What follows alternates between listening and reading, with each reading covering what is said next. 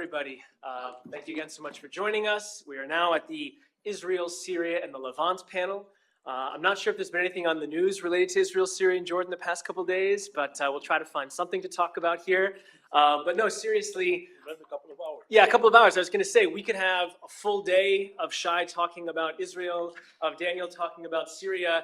And you might say, oh, Jordan hasn't been in the news as much. Well, Jordan decided yesterday to ban the Muslim Brotherhood, which, again, their political wing is the largest party in Parliament of Jordan. So a lot for Jillian to talk about as well, in addition to protests and other things going on in the country. So we have a tremendous amount to talk about. We, of course, won't get to everything, but we are going to try to make this panel conversational in the sense that we're going to have a bunch of different questions. Hopefully the panelists will keep themselves to 5 to 7 minutes in terms of responses so we can have some back and forth. But we're just all really honored to be here today. It's an honor to be at the Crown Center. My name is Peter Krause. I've served here twice as a fellow. So before I got my first job at Boston College, I was here as a fellow, turning my dissertation into a book and getting great advice from folks like Shai and Nagme and other folks in the room of how to do that. And then I came back here a few years ago as a faculty leave fellow. And the Crown Center really is as special as everyone was saying last night in terms of its mission and its people, which are the most important things. So it's really an honor to be invited back here from just down the road at BC. I'm also incredibly honored to be on this panel with Jill and Shai and Daniel because I can't think of three people who I'd more want to hear from on what's going on in the region right now than the three folks sitting next to me. So I just want to do some brief introductions, and then we're going to get right into questions and conversation, and then look forward to your questions and comments as well. So first we have Shai Feldman, who is the Raymond Frankel Chair in Israeli Politics and Society here at the Crown Center for Middle East Studies. He's also a professor of politics here at Brandeis University, and he was the first and longtime director of the Crown Center, as we all know. He has recently published Arabs and Israelis from October 7th to Peacemaking, a co-authored book along with Khalil Shakaki and Abdulmunim Said Ali. Could not recommend it more strongly. It builds on their fantastic textbook to talk about the present day and kind of what comes next. So as like our other two panelists, we have people who have recently published or about to publish books on the very topic we're going to talk about today. We then have Jillian Schwedler, who is professor of political science at the City University of New York's Hunter College and Graduate Center. She is also a non-resident fellow here at the Crown Center for Middle East Studies, and she recently published her book, Protesting Jordan, Geographies of Power and Dissent, which I highly recommend to all of you. And then finally, we have Daniel Neep, who is also a non-resident fellow here at the Crown Center. And he has a forthcoming book, A History of Modern Syria, which is coming out, I believe, with Basic Books, you said later this year or next year? January, yeah. Okay, wonderful. So look forward to that as well. So yeah, it was a requirement to be on this panel. You had to have a book coming out or out in the past year. Everybody passed the bar except for me, so I'm the moderator. But congrats to all three of them in terms of their great stuff. Okay, so with that said, we're going to get into a couple of different topics here. We want to talk about challenges. We're going to start there because as you've read in the news, Israel, Syria, and Jordan are facing a great deal of challenge, and we want to hear from the experts on what those are. But we don't just want this to be a depressing panel about all the terrible challenges and things that are happening. We also want to talk about hope and maybe optimism. So we'll end the panel with that before we get to discussion. So with that said, let's get into challenges. So I'm going to ask each of our three panelists to start by outlining a little bit about what do you see as the key challenges that your country of focus is facing in the short term and in the long term? We're going to start with Shai on Israel, and then we'll go to Jill on Jordan, and Daniel on Syria. So without further ado, Shai, tell us about what's going on in Israel today. What are the challenges the country's facing? So Israel's biggest challenge, and it's one big challenge that has a number of components to it. And the biggest challenge is that Israel is facing now the deepest, widest, most, I would say, impactful domestic crisis in Israel's history, which is the result of the fact that these 5 factors that I'll just list have created a situation of unparalleled polarization in Israeli society. The most extreme in Israel's history, the only precedent that I can think of had nothing to do with the Arab-Israeli conflict. It had to do with everything that is commemorated today, because today is also the International Holocaust Remembrance Day. And the crisis of the 1950s and 60s was related to this issue of what relations should Israel have with Germany. Beginning in the 1950s, which actually the crisis was only 10 years after the Holocaust. And the issue at that point was, should Israel accept reparations from Germany? What would be the impact of that? In the 1960s, it was about establishing diplomatic relations with Germany. If you think about the fact that today there in Israel, I just saw yesterday the estimate, about 140,000 Holocaust survivors left. You can imagine how many Holocaust survivors were when these discussions took place in the 1950s and 60s to understand why the polarization was so extreme. So what has brought us to this point, which, as I said, there's no parallel since those debates of the 50s and 60s about Germany. And there are 5 of them. And most of them have started in January 2023, and some of them, of course, even earlier, but exacerbated by the war that started on October 7th. And so what are they? The first one is the fact that the new government that came in January 2023 had attempted to change the distribution of power between the branches of government in Israel, between the legislative and the executive branches on one side, and the judiciary on the other side, at the expense of the judiciary, at the expense, essentially in a project of attempting to weaken what I would call the gatekeepers of Israeli democracy. It has the final connotation here in the effort to fire the head of the Shabak. Who would have imagined that the head of the Shabak would be a symbol of a gatekeeper of democracy? But this is the state of affairs in Israel. So that's the number one. And that started in January 23, which caused hundreds of thousands of Israelis, Saturday after Saturday, to go out and protest. The second is the impact of what I would call the forever Gaza war, that's now exceeded in time and Arab casualties all previous wars in the history of the Arab-Israeli conflict. Again, this one has 2 pillars to itself. One is a debate about what should be the priority of Israel now, between the goal of exterminating Hamas's capacity to govern and to fight on one side, and hostage release on the other side. And there's a lot behind this debate, but this is one of the 2 issues here. The second issue with respect to the war is the demand for reckoning, for understanding what caused October 7, who's to be blamed for the strategic surprise on Israel's side. Again, now the analogy is 1973, which resulted in a very, very sharp reckoning process that sacked the entire political leadership and so on and so forth. So now we see in every public opinion poll, consistent, every Friday, now there's between 70 and 80% that are demanding the formation of a national commission of inquiry to do exactly that. The third issue has essentially an effort, again, by this government, to legislate and essentially to formalize what seems to be a sharp, unequal sharing of the burden in Israel between the secular part of the Israeli society that produces 80% of Israel's GDP and also serves in the military,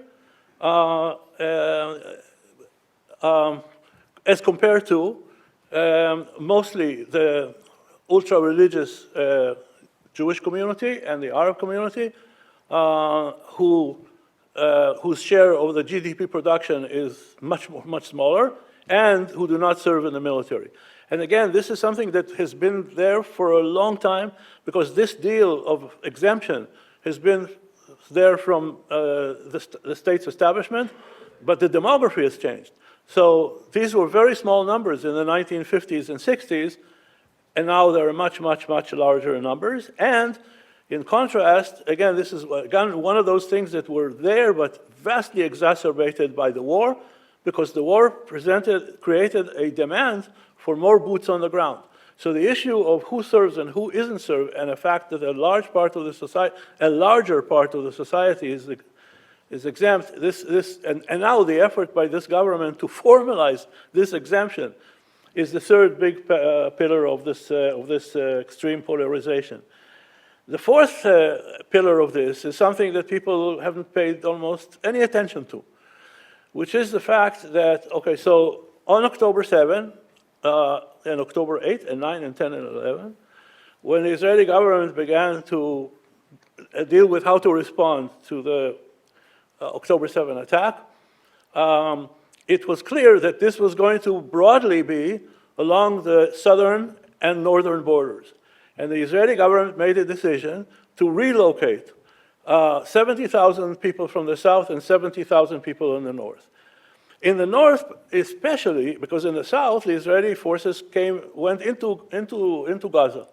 In the north, the Israeli forces largely did not go into Lebanon. And what happened is that you had about 14, 15, 16 months of a violent exchange between Israel and Hezbollah within a boundary of certain rules of conduct between the two. Now, that's the reality. The way this is perceived domestically in Israel is a bit different from that. It has to do with the fact that 70,000 people, if you take the north as an example, essentially were relocated from their homes in a way that essentially signaled that for 15, 16, 17 months, the Israeli government tolerated this situation of 70,000 people, citizens, relocated from their homes, which is something that would not be even thought about if this was not the north or the south. Imagine if Israel took a step to relocate 70,000 people from northern Tel Aviv.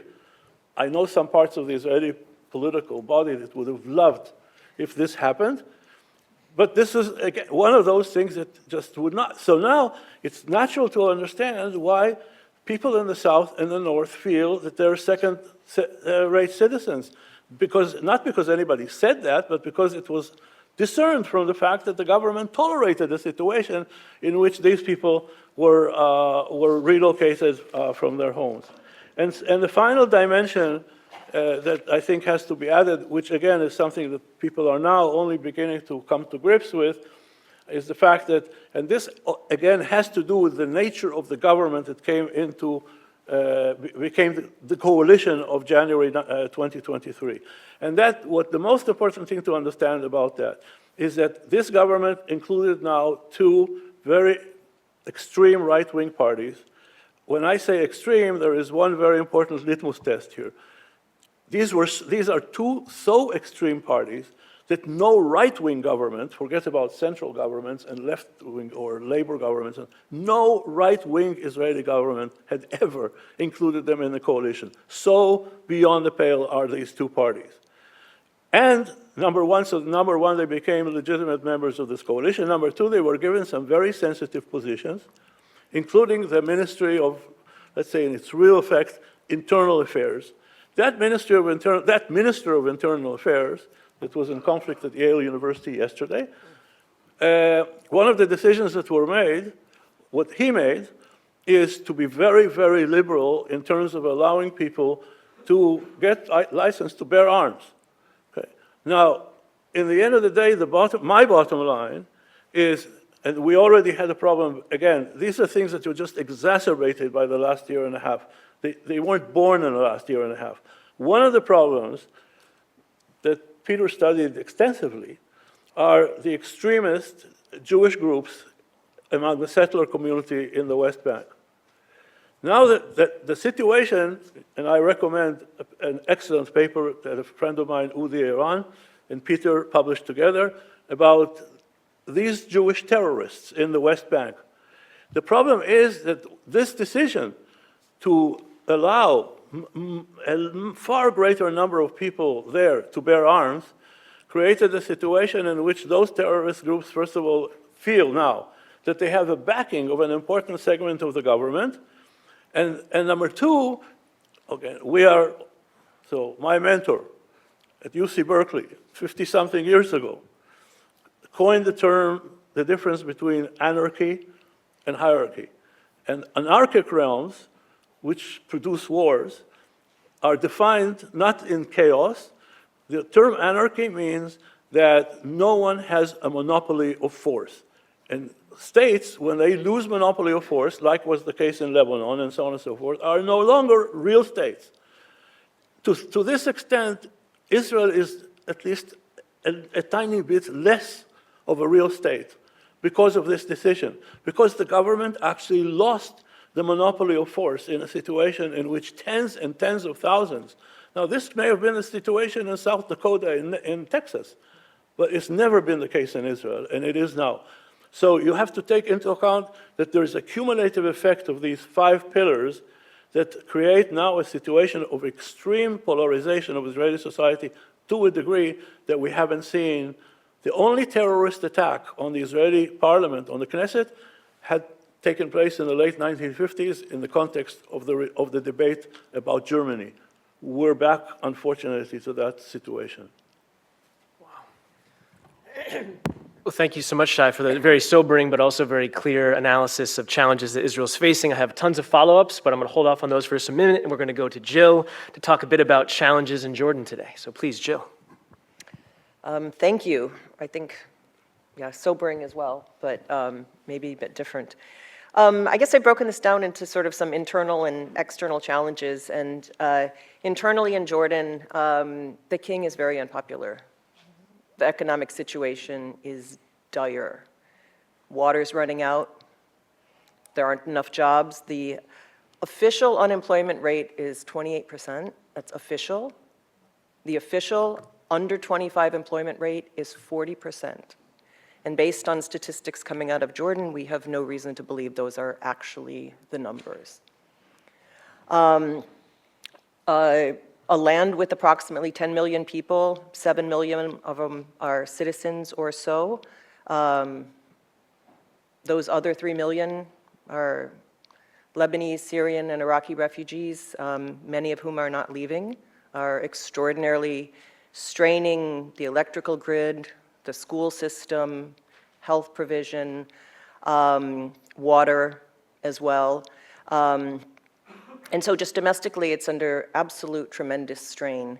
And it's exacerbated by the reality that the government can't fund itself and relies tremendously on foreign aid. Lots of foreign aid comes in from the Gulf that's promised that never actually arrives. So every time I talk to Jordanian officials, they're like, don't believe the numbers that Saudi and the Emirates are saying they're giving this or that, because we never see it.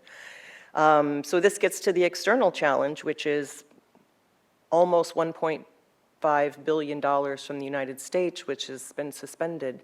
I have some contacts in the government that said they've gotten a March tranche of some aid, but it's not clear how much is actually getting through. A lot of it certainly is not. And this is just a dire looming disaster for a country that's already barely keeping it together. Tremendous growing dissent, as I documented in my most recent book, Protesting Jordan. Hundreds and sometimes thousands of protests a year. Many of them increasingly violently put down, dissidents arrested in larger and larger numbers, hundreds of people in prison for criticizing the king, which is illegal under multiple parts of the law. But people are breaking that, crossing that red line in higher and higher numbers. Crushing unions, we'll talk in a bit about the Muslim Brotherhood, but we're just in a situation where there's tremendous growing political dissent and very few resources and very few things that the king can throw at the people, and then this cut of aid. And so I think the biggest challenge for Jordan in that foreign aid situation is, what does Trump want from Jordan? Well, they want Jordan to take 1 million+ Palestinian refugees, which would be absolutely devastating for the country and probably for the king. Again, one of the things I document in the book is the tremendous anger that the Palestinian issue inside Jordan hasn't been resolved. So Jordanians in general are very, very supportive of Palestinians, but a chunk of the Jordanians that are quite critical to the support base for the king are angry that they haven't been sent somewhere. Like, why did you sign a peace treaty in 1994 without resolving the refugee issue? That was just kicked down the road. So there's growing and growing criticism from within retired military veterans. People that are loyal to the regime are increasingly, for a decade now, been increasingly critical around that issue. So the potential to take in another large wave of Palestinian refugees, I think, would seriously destabilize the regime. But what does Trump want? Does Trump care that the regime is unstable, would be unstable? As we talked about in the panel yesterday on Iran, the Trump administration doesn't seem to have, or doesn't seem to be listening to the people that are raising these kinds of concerns about economic issues, about the details. They're not very detail-oriented. And I think the thing that the King Abdullah learned in the first Trump administration is if you don't go along with Trump, that he doesn't necessarily care. So we had in the first administration this Kushner, MBS, Netanyahu, Trump, kind of a bromance of this macho-ness, and this is all we need, and we don't need the king. And I think they're panicking. I think there's a panic, like, what does this mean if they decide they don't need us? And so I think there's a scrambling to try to find value to show, what it can offer the United States, why it's important to continue to be supportive. The United States has, tremendous military ties with Jordan, but they pale compared to the military ties in the Gulf. I mean, there's land, there's bases, there's, great space to launch attacks from, but I mean, it's not essential. And so I think that is the situation that Jordan is facing, that mix of tremendous domestic challenges, reliance on foreign aid, and not knowing how it's going to position itself to have that aid restored. And I'll stop there so we have time. Thank you so much, Jill. I think that's fascinating analysis, and it's also a good reason why, as I said at the outset, Jordan hasn't seemingly been in the news that much until this Muslim Brotherhood banning, and then all of the great analysis Jill gave us is all the internal things that maybe you don't hear about in kind of Western news about what's going on in the country, but is as or more important than the things that we do hear about. So thank you so much for giving us that insight. Turning to Daniel now on Syria. Now I have to also ask too, you're writing a book, A History of Modern Syria, and yet that history is seemingly changing every week. So do you have a hard stop at which you're going to stop writing about what's going on? But no, more broadly though, I'd love a quick answer to that question, but more broadly, challenges that Syria is facing today, we'd love to hear from you. Thank you, Daniel. Absolutely, I can answer this. I think if we'd have been having this panel 3 or 4 months ago, I would have been answering in a very different tone than I'm about to. I would have still been caught in the euphoria that followed the collapse of the Assad regime. And I want to underline that the extent to which the collapse of the regime was unexpected by Syria watchers, by people who had been following the conflict for many years very closely, by Syrians themselves, and by the regime itself. Nobody saw this coming. It was a real black swan event. To answer your question, I've been working for a very long time on this book, A History of Modern Syria, that covers the evolution of the country from the 1800s to the present day. And I'd be dragging my heels about when to write that final chapter, when to close it. I finally decided to do so. I got to the point in December when I decided, okay, the regime is here to stay. Let's write about how the authoritarian system is there. It's not going anywhere. And of course, 2 weeks later, Hayat Tahrir bursts out of Idlib, takes the capital, and Bashar runs away. So fortunately, I had the space to write a very quick rewrite to that story. But there was, this moment of euphoria that followed was quite astonishing, and I don't want to let go of that moment entirely, despite the pessimism, perhaps that has emerged more recently.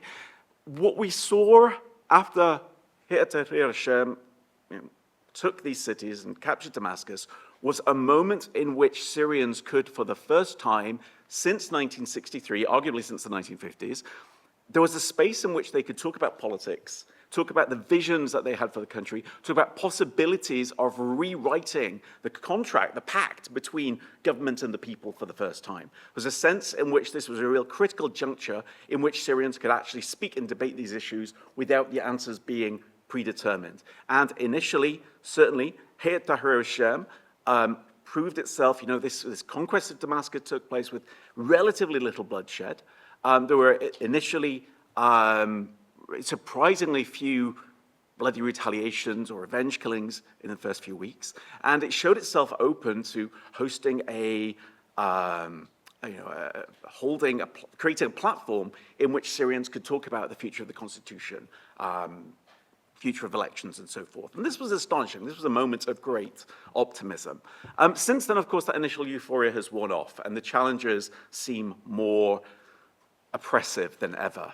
To start with the sheer level of physical destruction in the country, first of all. The level, and it's difficult to understate the extent to which Syria has been shattered by this conflict.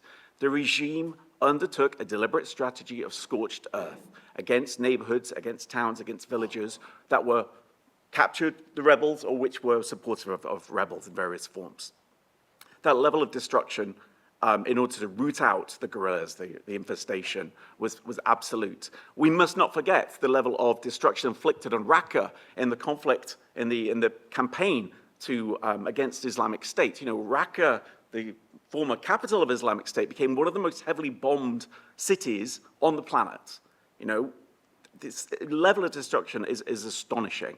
The question that emerges, I mean, if you just think about the sheer level of destruction, the UNDP has estimated that $200 billion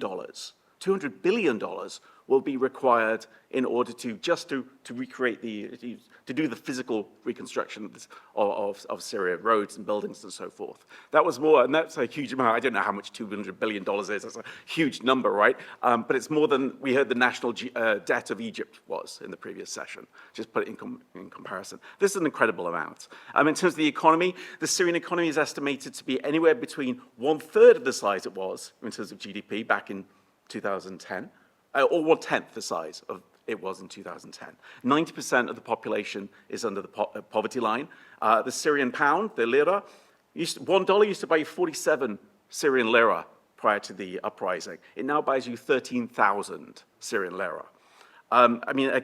The level, on top of that, Jeannie mentioned brain drain. You know, the lack of human capital that there is to actually rebuild the country. Of course, Syrians are resourceful and resilient, and all the cliches that we always come up with, just because it's a cliche doesn't mean it's true, of course. And many Syrians are going back to the country and playing a positive role and rebuilding it. But the level of devastation is just astonishing. Not to forget the sheer degree of trauma, psychological, emotional trauma inflicted on the population, which has lived through 13 years of civil war, which is not only civil war, it is not only a violent civil war, but a spectacularly cruel and atrocious civil war. This is a civil war where children were raped and murdered and tortured. I mean, this level of depravity is astonishing. And I think sometimes our expectations of the ability of Syrians to bounce back from this, to create somehow this wonderfully liberal democratic regime are a little bit in excess of reality. The question that emerges even is not immediately of how do we reconstruct the country, it's how do we live in the rubble, how do we live in the ashes, and what kind of politics emerges from this dystopian, apocalyptic, in many places, landscape. You know, how do people recover from that? So the challenges facing the country are astonishing. And I want to acknowledge the difficulties that Syrians are facing at this current time.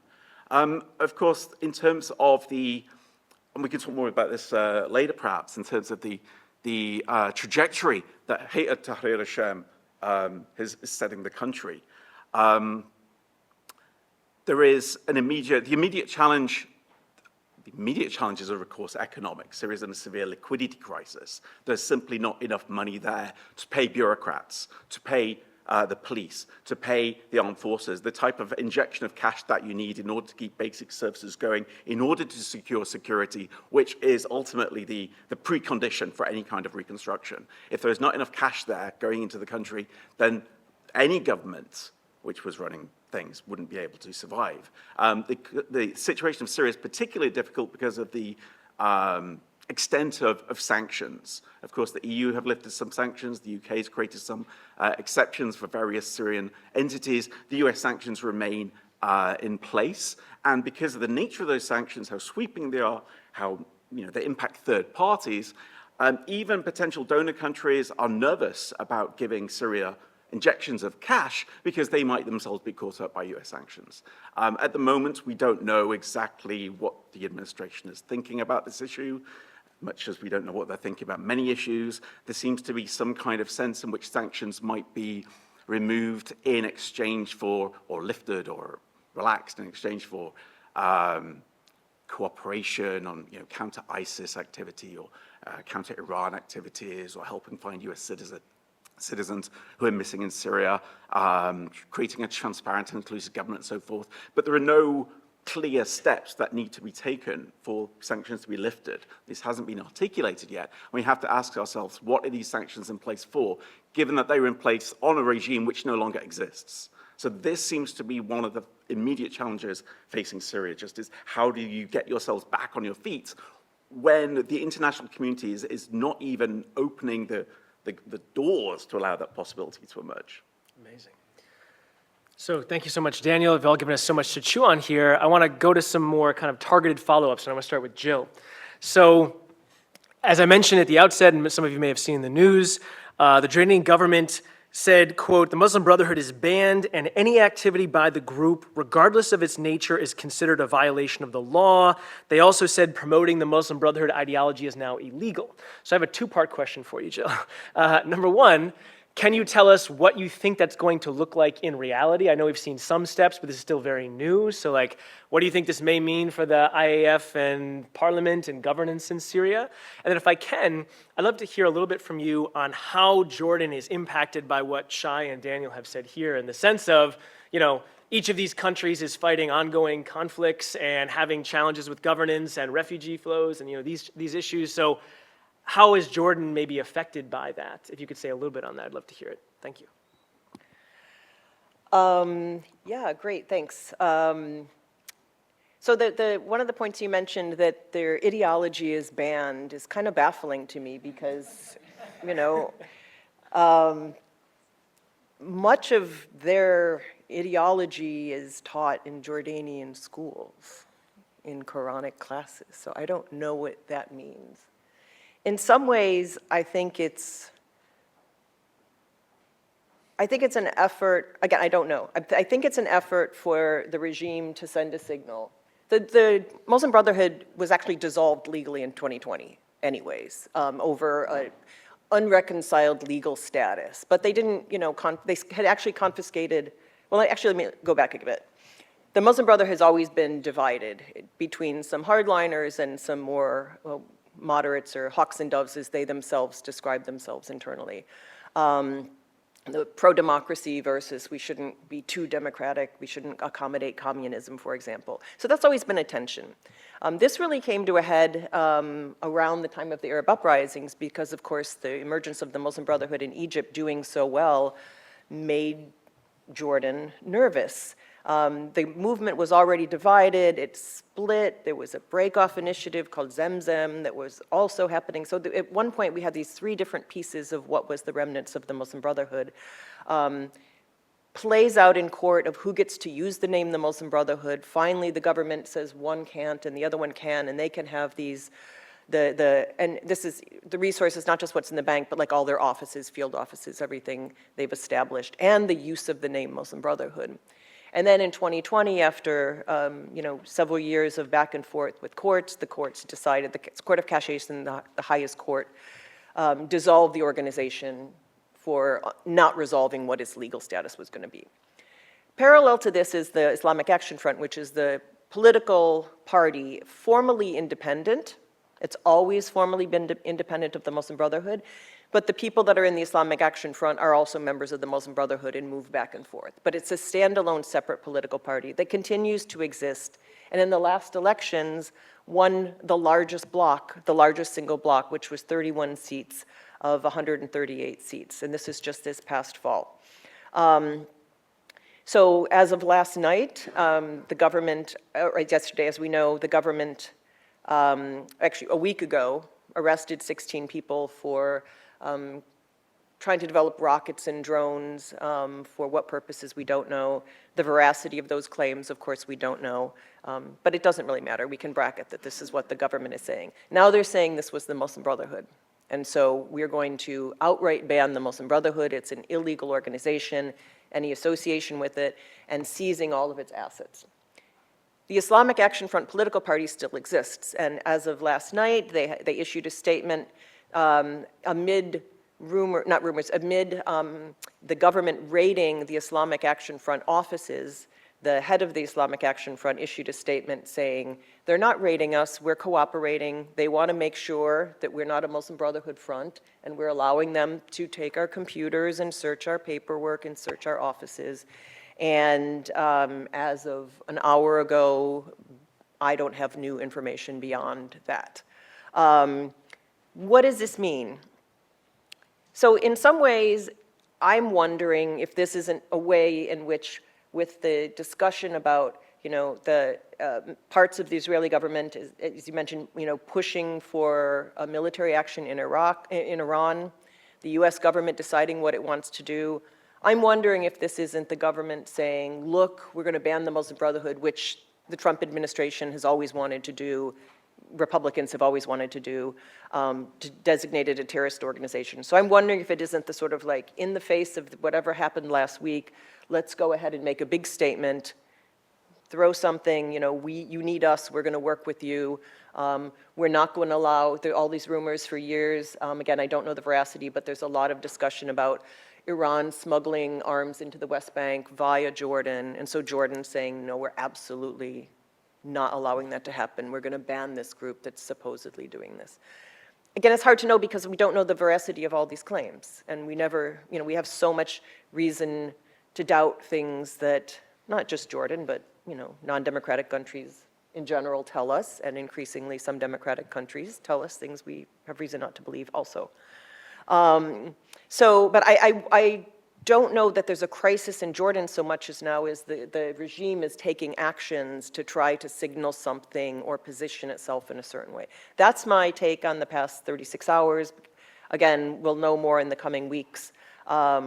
But I don't know there's a crisis in Jordan so much as the government's trying to position itself. So I guess I'll stop there. I'm going to come back to Daniel before coming back to Shai. So Daniel, the question I had for you was, I study a lot regarding civil wars and the aftermath of civil wars. And again, my book will be out in a couple years, so maybe I can come back then to talk about that. But it looks at, which groups take power after regime change and how they're able to consolidate power or not. And so in many ways, that's what HTS is faced with today, is that even though, as you say, they shockingly overthrew the Assad regime at a time when people didn't think it was going to happen, they still don't control the entirety of the country. They still not only face the massive economic challenge that you mentioned, but also the challenge that every party does after, or group does after this, which is how do you make these deals with these different other armed groups or ethnic groups and external actors to both get the legitimacy of your group as leading the government, but also to establish, going back to a point Shai made, monopoly of force and some type of, everyone's part of this, this new state or this new government going forward. So could you give us a sense of how you feel like those attempts are going by them to reconcile, with the Alawis or with the Kurds or with the other groups and political actors that are there, and to what extent do you see that as something that is going to be positive or going to be happening, or do you see the possibility of kind of backsliding into recrimination and civil war in the next year or two? Yeah, great, thank you. I moonlight as a historian, but I'm a comparative historical political scientist. So I'm going to start with a point of comparison, because I think there are structural similarities before we focus on Tahrir Hashem. And the structural similarities, the case of Syria at the moment reminds me very much of Egypt. Syrians sometimes say Syria undergoes what happens in Egypt, but 20 years later. And Syria is at the point now that Egypt and Tunisia were at right after the revolutions, 2012, 2013. There are similar temptations or similar problems to deal with, the remnants of the previous regime. What will happen to them? The Assad loyalists in this case, who are diehard Assad loyalists, Assad, we burned the country, they burnt the country. And we saw the immediate kind of eruption of this problem back in March, when pro-Assad militias attacked government security forces on the coast of the country. There was a massive backlash, a very uncoordinated, chaotic counteroffensive from former HTS forces, but also other non-affiliated militias, and there were hundreds of people killed in these sectarian clashes on the coast. So that's an immediate problem. The other problem is one of authoritarianism writ large. We've seen time and time again how these protests and uprisings across the region have led to the restoration of the status quo ante at a later time. And Syria also, there's this temptation of Hayat Tahrir al-Sham, despite the fact that it was surprisingly pluralist, it sounded like in its early weeks, there is a temptation to recreate the same kind of centralized authoritarianism that existed for decades in Syria under the successive Assad regimes. We saw the national dialogue that was announced in order to bring people together to talk through these ideas. That was felt to be rushed. It was felt to be kind of reached predetermined conclusions. There was a constitutional declaration announced in March, which is supposed to be an interim arrangement for 5 years. It gives sweeping executive powers to the president. Kind of recreates the former system. The president has the ability to appoint directly 1/3 of the people who are going to form the new parliament. The president appoints members of the higher committee who will determine who the other 2/3 of the parliament are. We've seen civil society organizations be effectively rendered legally non-existent in much of the country pending their re-registration under the new system. And of course, there are reasons to do that because a lot of civil society organizations registered under the previous regime were regime entities. But there is this temptation to recreate the structures of authoritarianism that pre-existed. So I think that's a real danger.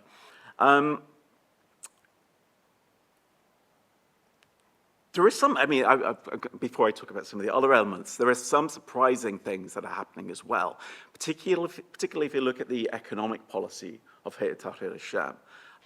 What are the policies of, what do jihadis think about the economy? Okay, this is a super interesting question. I kind of want to focus on this in the future.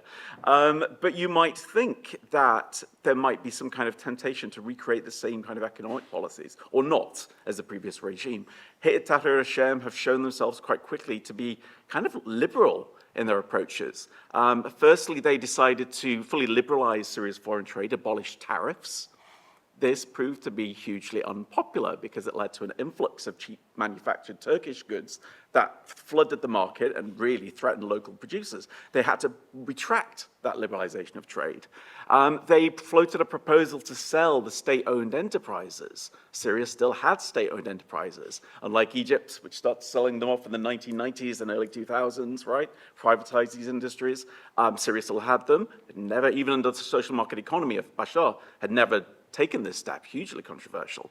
Again, because of public outcry, they had to retract those plans and talk about partnerships between the state-owned enterprises and the private sector in the future. So there's all kind of interesting things going on. There is a strong tradition of statism in Syria, which is not only affecting the political realm, but also people's sense of the political economy. Andrew March in the previous session talked about this Tunisian historical kind of memory, and I'm thinking in terms of historical institutionalism. But the origins of the kind of public, kind of the role that many Syrians expect the state to play in politics and the economy wasn't created by the Ba'ath Party itself. Actually goes back at least to the 1940s and 1950s, actually to the 20s. I've written about this. So there's this tradition that Syrians expecting the state to play a particular role, and there is pushback on the government when it doesn't carry those activities out. Now, in terms of the other issues you flagged, there are, of course, ongoing questions about how HTS-held Syria relates to the rest of the country, and particularly to the northeast, where we have an area which is controlled by Kurdish-dominated forces, by the Syrian National Army, which is an array of Turkish-backed factions, and an agreement has been reached that the Syrian Defense Forces, which is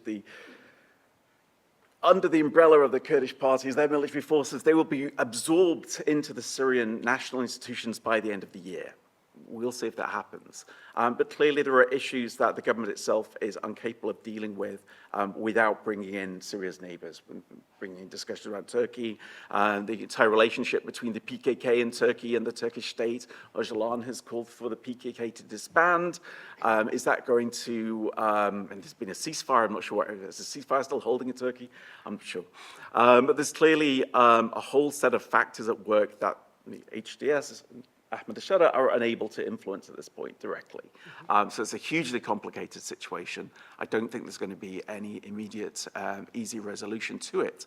Apart from the fact that Syrians of all, I don't overgeneralize, there seems to be a majority-held consensus that Syria as it exists in this territorial configuration is the Syria that most Syrians want to exist. There is no sense of we must divide the country. There is very little call within the country for dividing the country along ethnic or sectarian lines. This is a myth that is propagated by DC think tankers and analysts outside the country who have no understanding of Syria. I underline this point.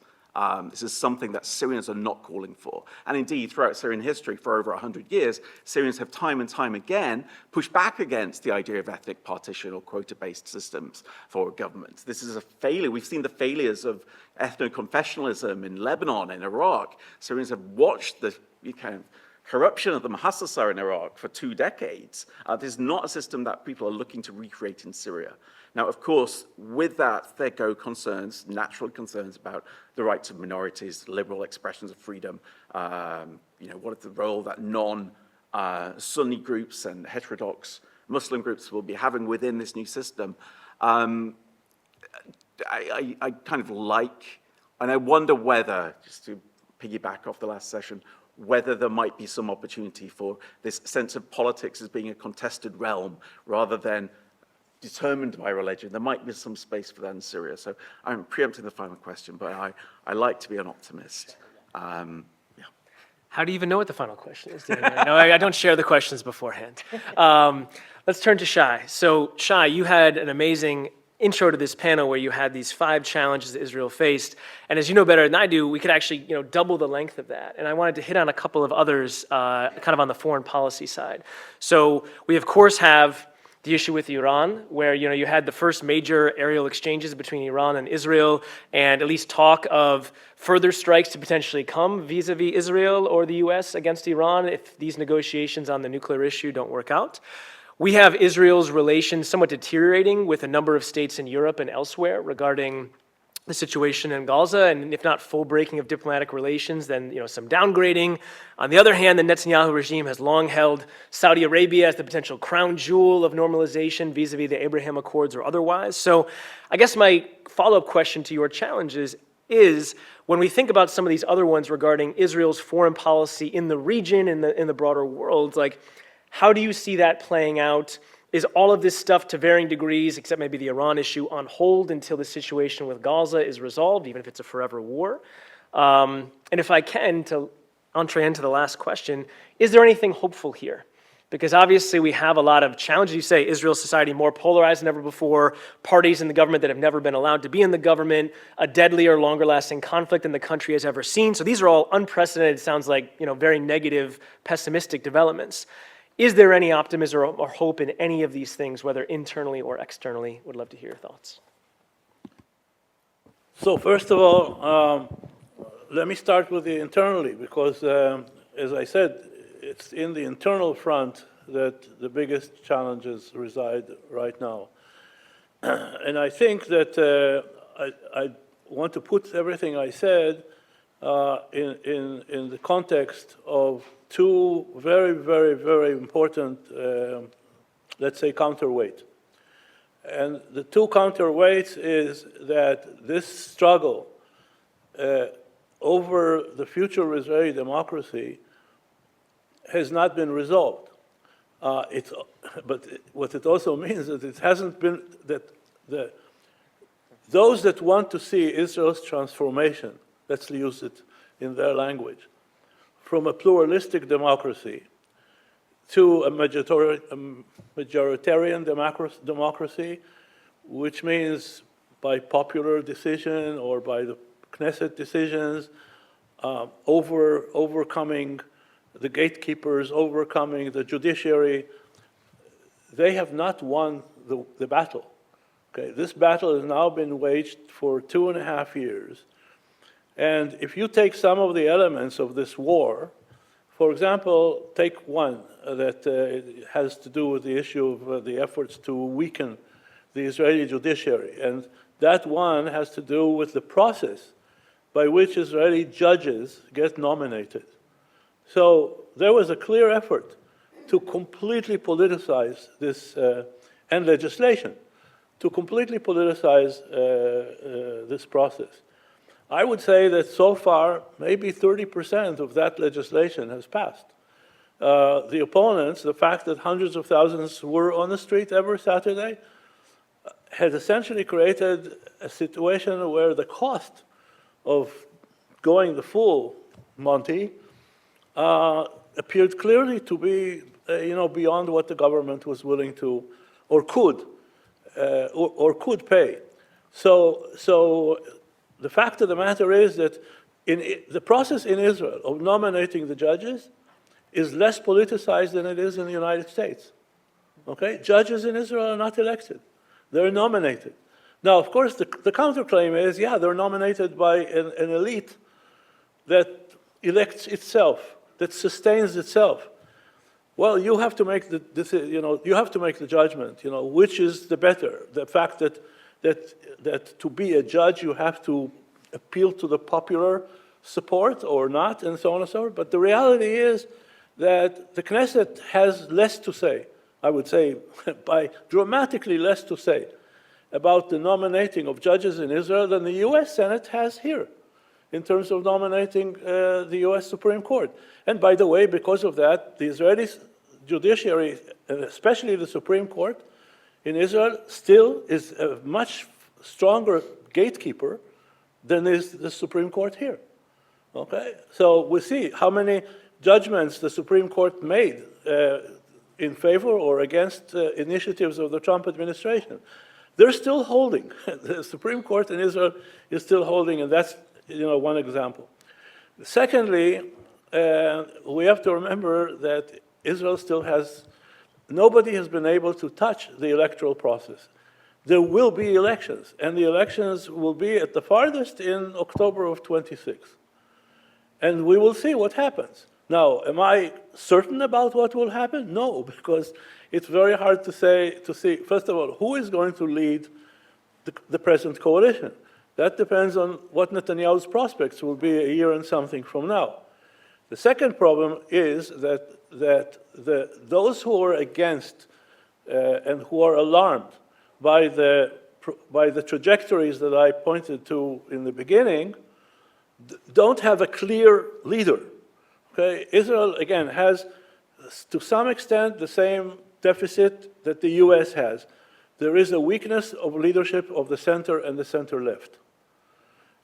So that creates a situation in which, until now, the center-right has been able to, call it at least, dominate the agenda. Not get their way, but to dominate the agenda. We have to see what happens, again, between now, and these things also change by the hour, because there are two things that consistently public opinion polls in Israel demonstrate. And that is that the current coalition has lost the support.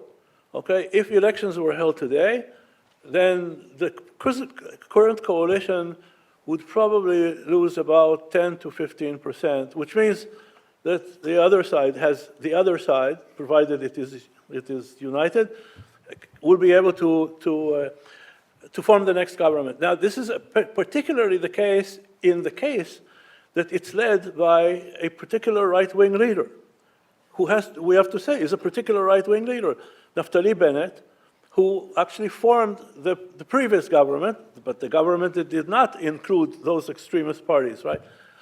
Well, unfortunately, the man is right now in emergency hospital. He suffered a heart attack 2 days ago.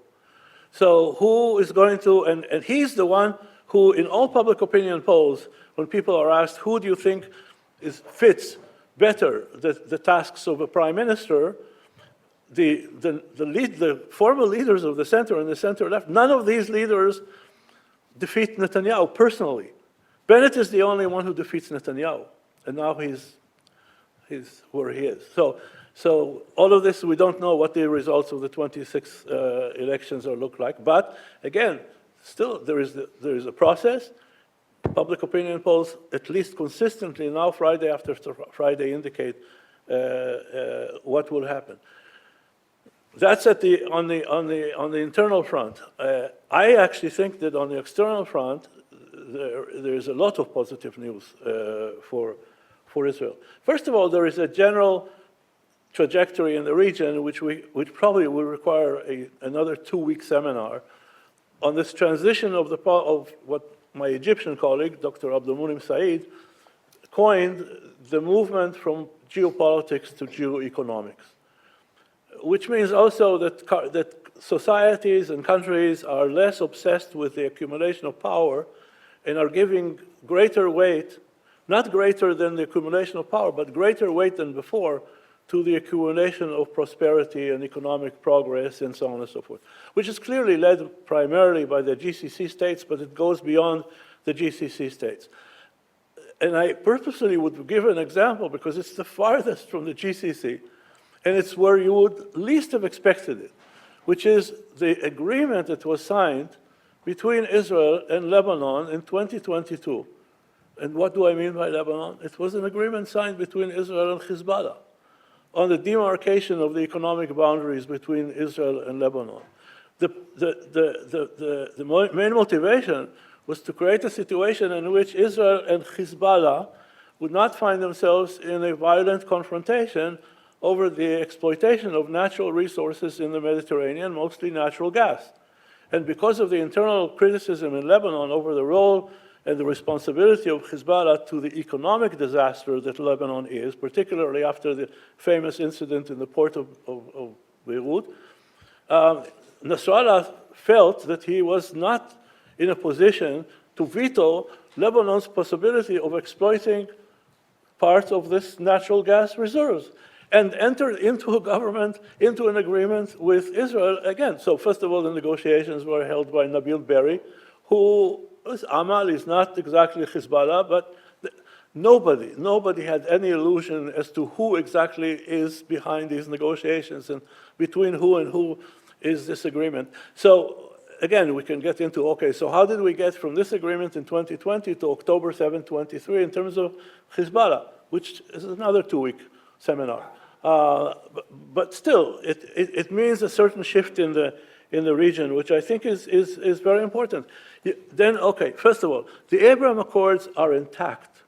People thought, oh, you know, the pressure and the public opinion, given what happened in Gaza and so on, will create a situation in which at least the Abraham Accords will lose their oxygen and so on.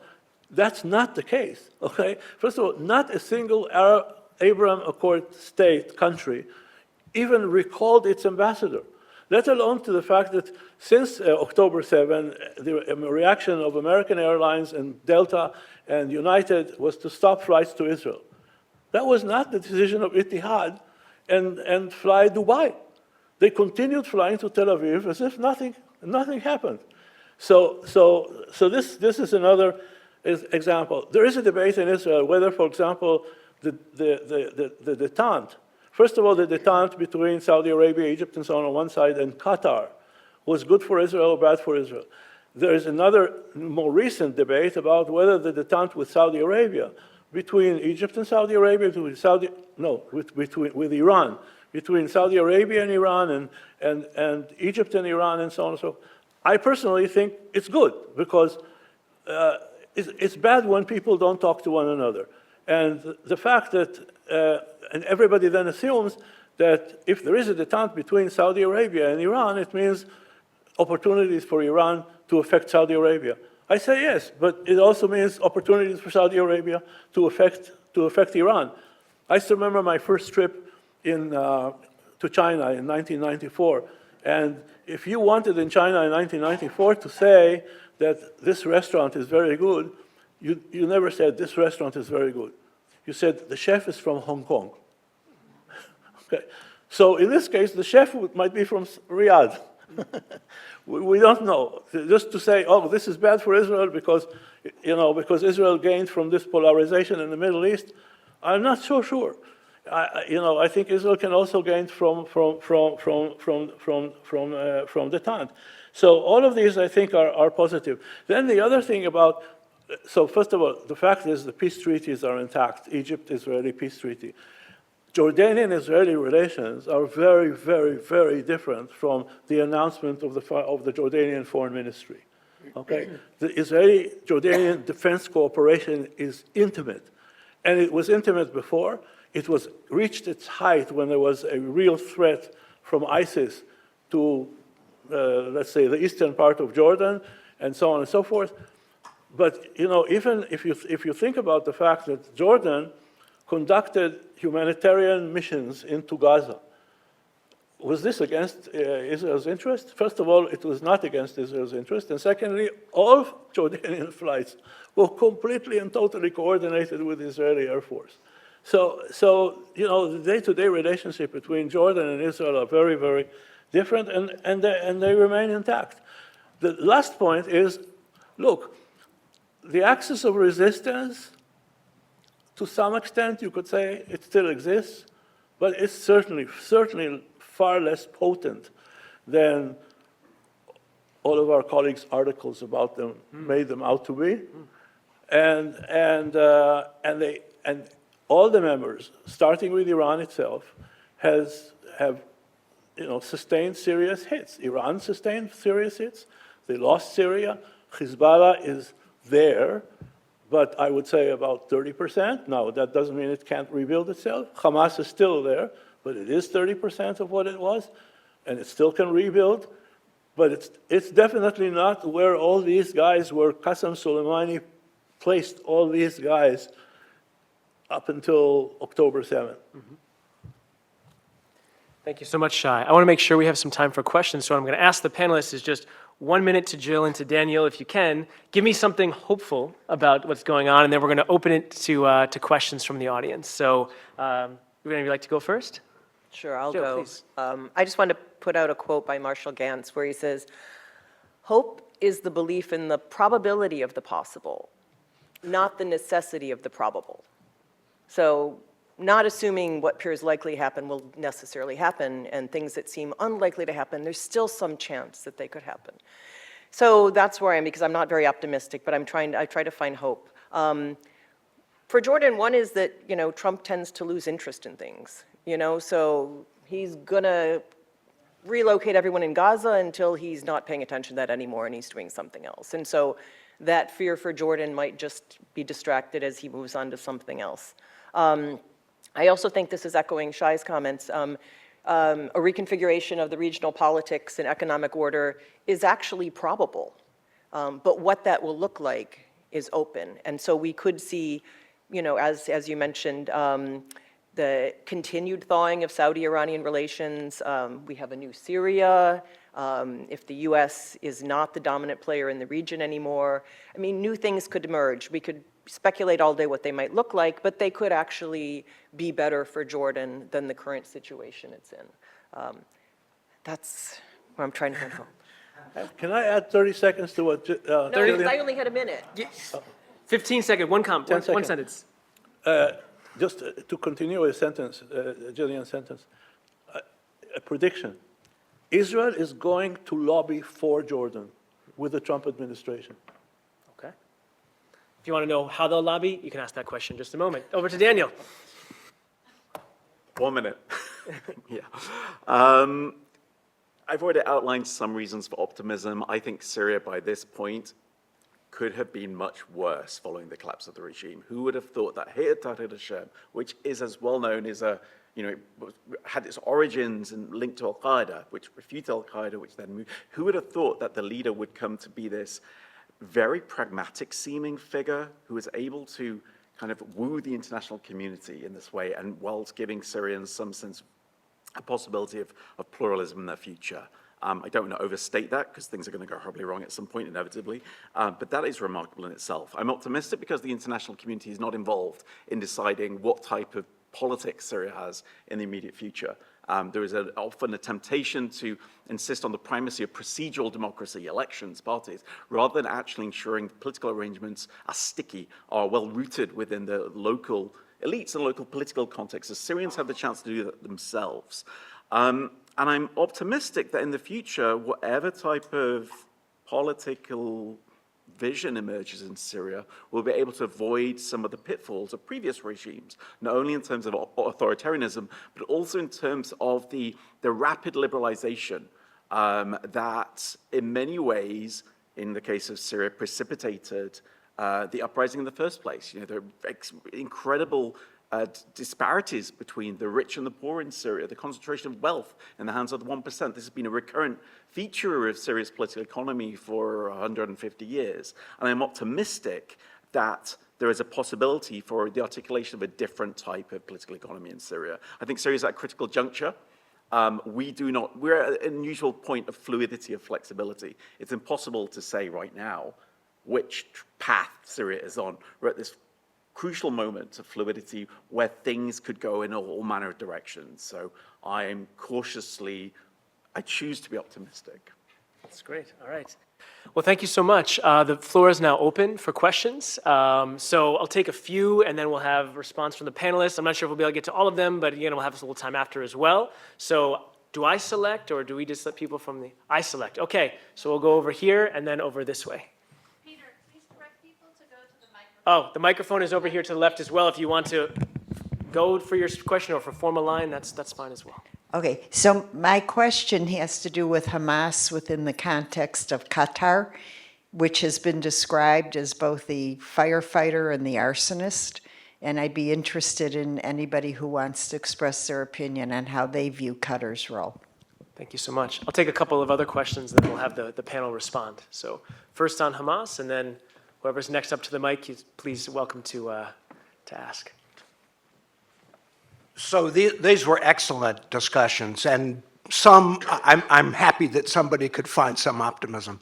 So my question is for Daniel. You talked about the temptation of authoritarianism as a danger, but I think you could make the argument that enlightened authoritarianism is Syria's best hope for salvation.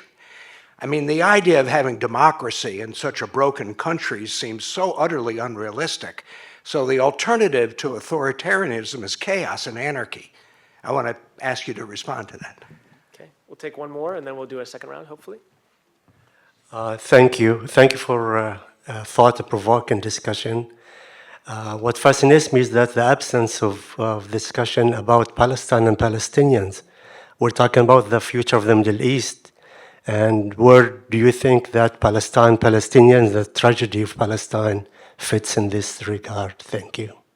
Thank you. So to the panelists, I'll say, if you can keep your answers to a minute or two, we can do one more round of questions. So let's try to do that if we can. And let's just go from Jill on down. If you want to respond to any of those, great. If you want to pass, that's fine too. Yeah, there's nothing, I think, especially for me. Okay. Well, two big questions. Qatar is everything. You could say at least it's both, but it's everything. I mean, it's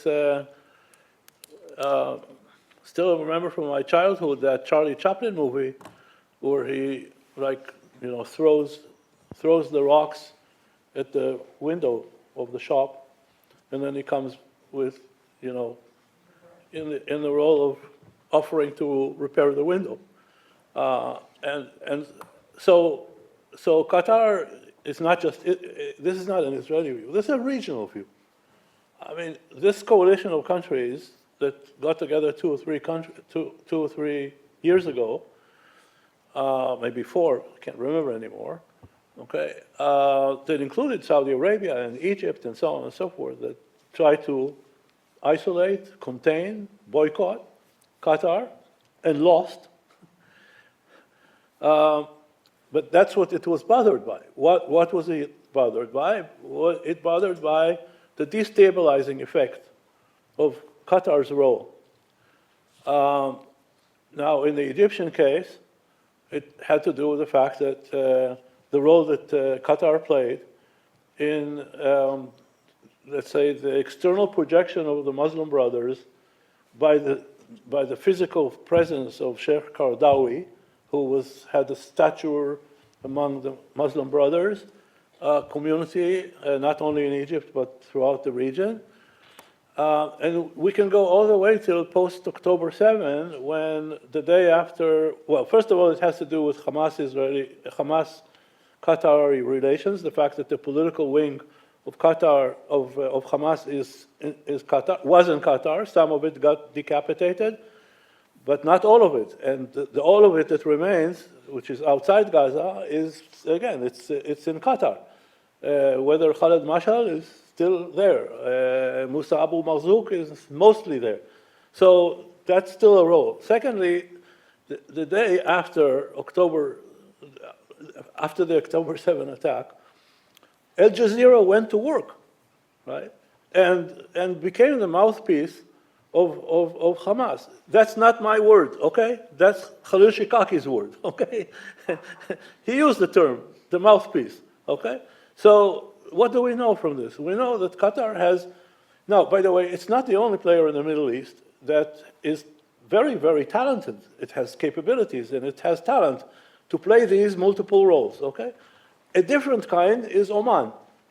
But again, it's a different kind. It's not Qatar, but it is very, very talented. To see the Omanis and how they play the relations with Iran on one side, the relations with the US on the other side, is quite creative diplomacy. So this is not, they haven't invented. The Qataris are not the only, but they are really exceptional in the sense of how they deploy their capabilities to do what they did. So, okay, now the second question. The Palestinian issue, I was asked to talk about Israel. The Palestinian issue for Israel is an existential issue because, and I didn't get into that part of the polarization, because essentially when we say, okay, what is the future of Israel as a Jewish state, Jewish and democratic state? That part of the Israeli political view means that Israel will not be able to sustain itself. That's the view of the center and the center right, and the center left. Israel will not be able to sustain itself as a Jewish democratic state unless the Palestinians will get a state of their own. This is not from the point of view of the Palestinians, it's not the point of view of the region, it's not about the two-state solution as the goal. It's from a very parochial Israeli view that says, we care about Israel, okay? The others, but for Israel, for Israel's sake, for Israel's future as a Jewish and democratic state, there must be a Palestinian state. And I would say that if Israel will successfully exit from the present impasse and will have a different government after October 26, then I think, and even if it's a right wing, but a different kind of right wing, let's say a Bennett-led right wing, no, he was not going to take a two-state solution as his flag for the next elections. There will be a government that will recalibrate itself back to, now again, would the flag be Oslo? Probably not in the rhetoric of the elections, but I think behind everything else are details. Behind everything, including, for example, the issue of whether the issue of normalization with Saudi Arabia is off the table, is on the table. I say it's completely on the table. The Saudis have not taken it off the table. But the Saudis are saying it is contingent on you accepting a pathway to Palestinian statehood, which means that there is no problem in Riyadh. The problem is in Jerusalem right now. So I'm not trying to, if Khalil was here, he would have presented the Palestinian view. I'm saying from an Israeli point of view, I completely, let's say, if I deduce what's behind your question, I'm completely with your question. Let's go to Daniel maybe on Other question? And then organizers, can you give me a thumbs up? Can we do 5 more minutes for a few more questions? Okay, great. I got the thumbs up. There we go. So we'll go to another round of questions right after Daniel. Good, excellent, negotiator. I try my best. So I guess I'm left with a question about enlightened authoritarianism, and I think many people are hoping that the current concentration of power in the presidency will be a temporary solution. Will only last as long as the current situation of chaos and uncertainty require it to, and then at some point after this transitional period, Syria will then move to a more democratic system. Of course, this is always the way. This is always how authoritarianism justifies itself as being a temporary solution to a state of emergency. So Syria could very well go in this direction, perhaps not so enlightened form of authoritarianism. I don't think it's an absolute, I don't think it's inevitable. And I think that perhaps Ahmed al-Shara is sufficiently a canny political player. He's shown an unusual ability to be pragmatic, to learn lessons, to reinvent his organization over the years. And he is possibly looking at other examples where Islamic parties have come to power and are very quickly, consolidate control of a polity and find it very difficult to maintain any kind of upward trajectory, right? So he's aware of the pitfalls. Why would you want to take over an impossible situation rather than spread the blame for when things go wrong? So an alternative possibility might be for Shadat to step out after this interim period, to step back, to say, okay, I'm not going to be president. We're going to leave it to other parties to have some kind of to fail, essentially, and then come back in at a few years later when whatever ruling parties, whatever political parties have failed to reach a solution, as happened in Tunisia, essentially, with Shai stepping in as a great hero, and riding back to power in 5 or 10 years' time on the crest of a wave of popular support that actually might be more, lay a more firm foundation for authoritarianism. So I think there are various ways in which this could play out. I think enlightened authoritarianism, the idea that this is the only solution, I think that's a slippery slope. We've been having this conversation about the Middle East since at least the 1950s, right? We used to, back in the 50s, the US welcomed military rule in the region because it was seen as being a more efficient fact force for modernization. So we seem to be having the same debate year and year after an ongoing debate about enlightened authoritarianism in the Middle East. And of course, not only Syria, from what Shai was saying, perhaps this is a trajectory that Israel might be on as well. All right. It's not so enlightened. So we're going to go to other questions. The biggest thing I'll say is we don't have a ton of time, so if you keep your questions brief, that would be great. It would make it more likely that the panelists will get a chance to answer them. So please. Thank you for the second round of questions. My question is Ahmed al-Shara, who is now the current president of Syria, was once imprisoned in the same facility as ISIS leader Abu Bakr al-Baghdadi. Do you think his leadership might be influenced by ISIS ideology, and could that pose risk for Syria and the whole region? Thank you. Thank you so much. Thank you all so much. We've seen a lot of violence in Western Syria, and I'm wondering if al-Shara and his government have the will to actually prevent that vigilante violence. Thank you. I'm curious to see what strategic calculations Israel's making in regard to Turkey's growing influence in Syria, and whether or not they'll... Who's growing? Turkey. Turkey, yeah. And whether or not they'll have an understanding, like behind closed doors, as they did with Russia, or if Israel's going to get ready for more direct confrontations. Thank you all. I'm just reading from Bloomberg that Shara has said that normalization is a possibility for Syria down the line. Don't know if you have any thoughts on that. That's like hot news right now. And a question for Shai and Jillian around, could you expand a little bit? What is Israel's view on the Jordanian king remaining? I feel like there was a lot to pull out there, and we just kind of had one sentence and moved on. Thank you. We'll take the last one, please. Thank you all. I was just wondering, Shai, my question is to Shai, do you think a ceasefire is possible under the current government, and how popular is the current government in Israel? Thank you. Thank you. And if you want to hear one more, from online, Suzanne asked, how much Islamization will Western powers tolerate in the new Syria? So just a few things to answer here. What I'm going to ask, because we're between now and break and lunch, again, just take a minute or two max to respond, and then please feel free to chat with the panelists afterwards, as I'm sure there's lots of other questions and comments. So please, Jill. Yeah, I'll be really brief because the question about Israel's view on Jordan, probably Shai can answer more. But my sense is that Jordan's a good partner. Their militaries are very closely intertwined. They have great relations in that sense. And I think an alternative would be very nervous-making for Israel because it would be so much unknown. I didn't expect that. It was a strategic surprise. I'll try to be quick.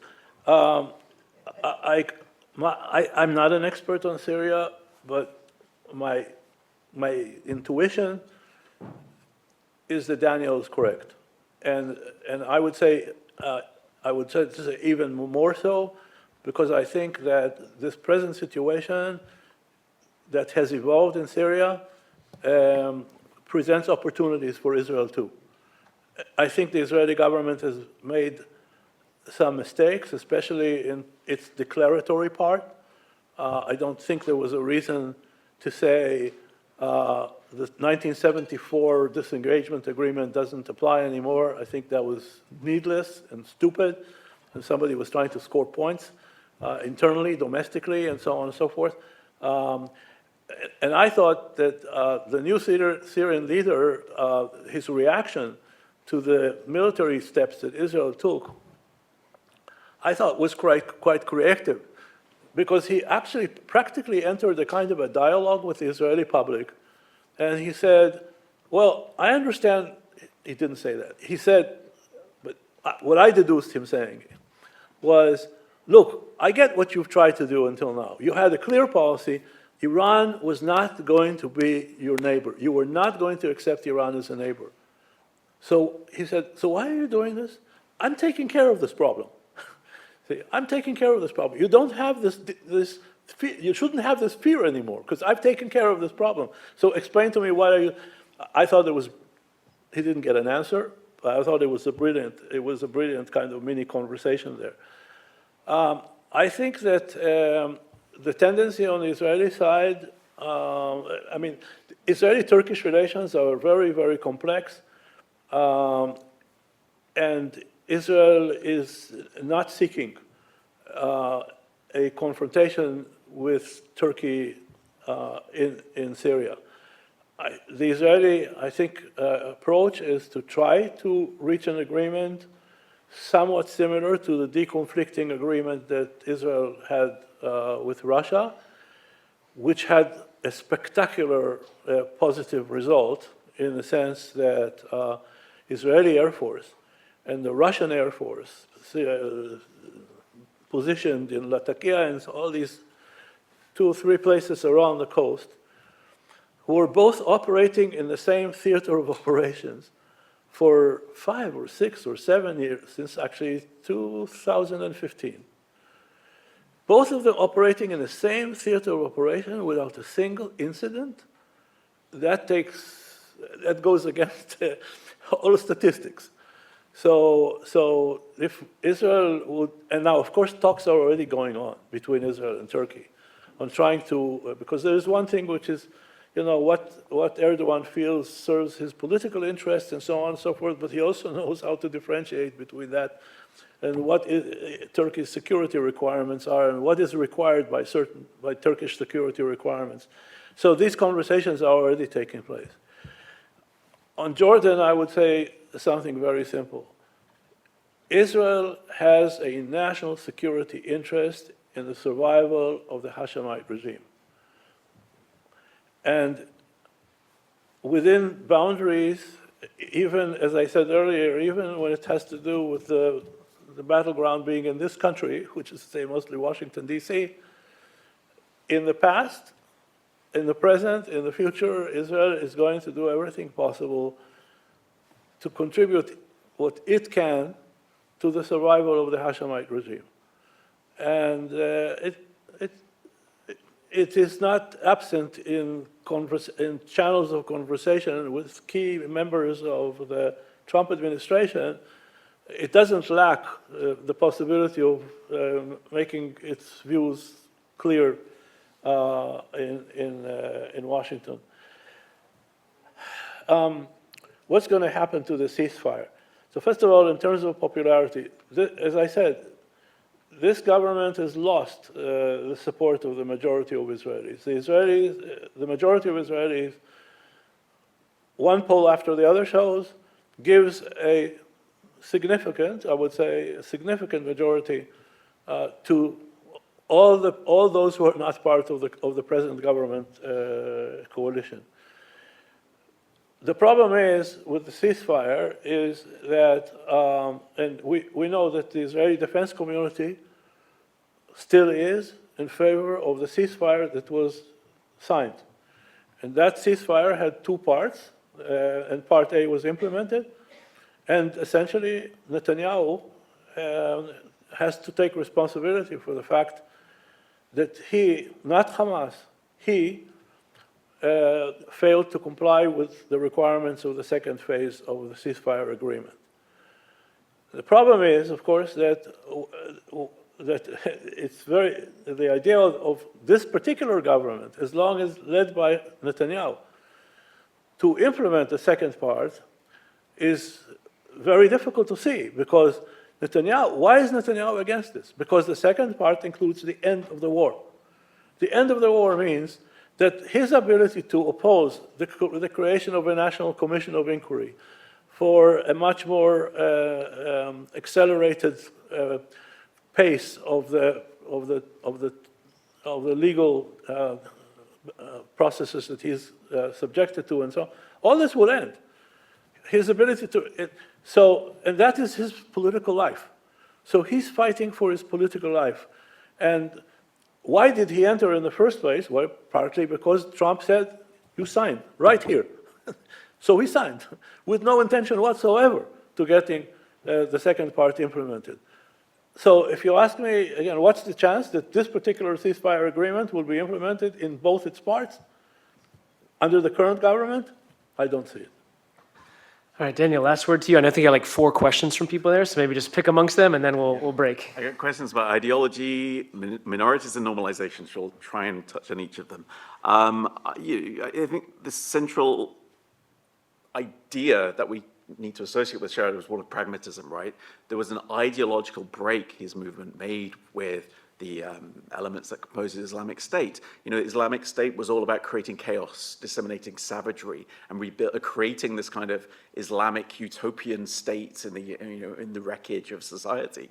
Shara and his organization took the approach that you need to build an Islamic order based on persuasion, based on bringing in the community, based on a certain degree of local support and legitimacy, as well as a fair amount of coercion, of course. So that element of pragmatism is there ideologically, which makes me, and clearly when they were governing, they were also governing effectively Idlib for 7 years. They created a caretaker government of technocrats separate from HTS, and it's that government which has now been expanded to run Syria. So they're aware of the pragmatic realities of running a polity. You need to be involved in decisions about the economy and the mundane reality of daily governance. So there is an element of pragmatism there. On the question of normalization, also, Shara he's a very Syrian figure. He doesn't look like the typical Islamic State recruits. He's not kind of from some low-level criminal background who's been radicalized. A lot of the Al-Qaeda in Iraq type elements were essentially kind of from that background, but he's from a middle-class Syrian background. His father was a Nasserist who was an advisor to the Syrian government in the 80s and 90s. His father got on Facebook telling his son not to forget about the state, not to be too liberal. It's super interesting. He's a uniquely Syrian figure. The importance of regionalism in Syria is something I should have underlined. I don't know why it's talking to me. Does anybody know where Ashara's family is from in Syria? From the Golan, right? His family is Nazihin, they're displaced Golanis, which makes you think slightly differently about this question of normalization with Israel that comes up. Yes, there's an element of pragmatism there. There's an element of, well, what else could we do to stop Israel bombing us constantly and bombing Syrian territory in a way that's extremely unhelpful. Normalization might not mean normalization like we were thinking of it in the 1990s, joint Israeli-Syrian tourism projects on the Mediterranean coast outside Tartus. This is not what he's thinking, I suspect, but a certain perhaps recognition in the future of Israel as a way to dealing with the inevitable practicalities of what else could Syria do at this point. But, you know, this issue of the Golan is not going to wait for Syrians. I made the point about territorial integrity of Syria before, how this is a real red line for many Syrians. That includes the northeast, the Kurdish-dominated northeast, or Kurdish areas of the northeast, and it also includes the Golan. So let's not forget that. That chapter is not entirely closed. Thank you so much for the incredible panel. I know we went a little bit over, but hopefully you agree with me that the quality was worth it. So please join me in thanking our panelists.